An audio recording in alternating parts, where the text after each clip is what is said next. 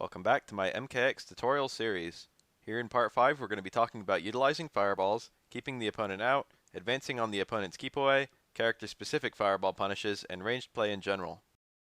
I haven't tested every single character of this game yet, but it seems like everyone has some projectile in at least one of their variations.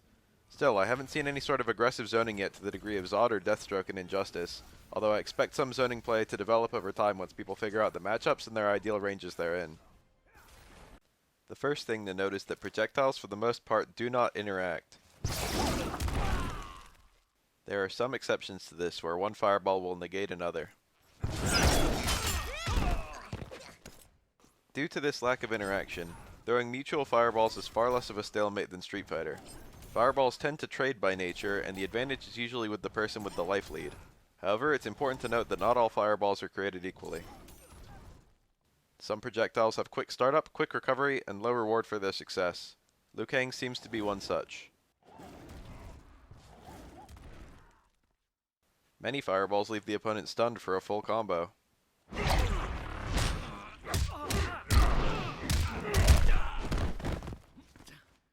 These fireballs tend to trade very favorably.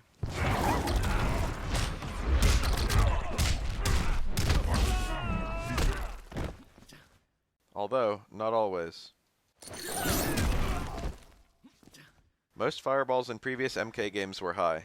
If you block low or high, you block these fireballs. However, if you crouch without blocking, they miss and inflict no chip nor block stun. Crouching under fireballs is an important habit unique to Mortal Kombat, and you should learn immediately which fireballs can be crouched. However, MKX has seen a dramatic increase in mid fireballs which must be jumped, blocked, or otherwise avoided. While mid fireballs can still be blocked in either direction, some characters have low fireballs that actually need to be blocked low. The frame data on most fireballs is quite bad. Oftentimes, if you block a string into fireball point blank, you have a punish available.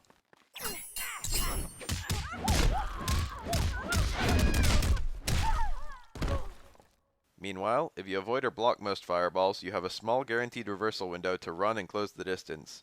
I think this kind of running is the reason fireballs will never be as overpowered in MKX compared to previous NetherRealm games. Remember to cancel your run with a block or crouch quickly to stay safe.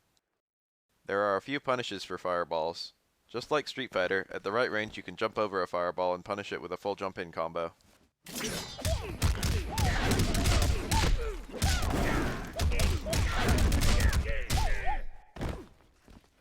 Some fireballs, usually EX ones, have such long duration that you can't easily jump over them.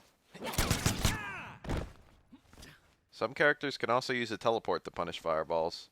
There's no Street Fighter equivalent to these kinds of attacks. They're just quick, tracking, full-screen moves that are usually horribly unsafe on block.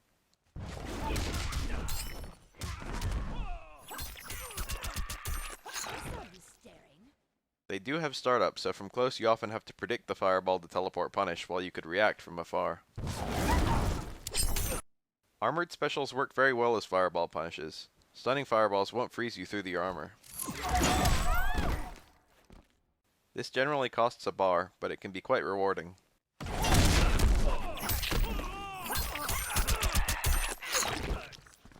You can also X-ray through most fireballs. The range will depend on your character.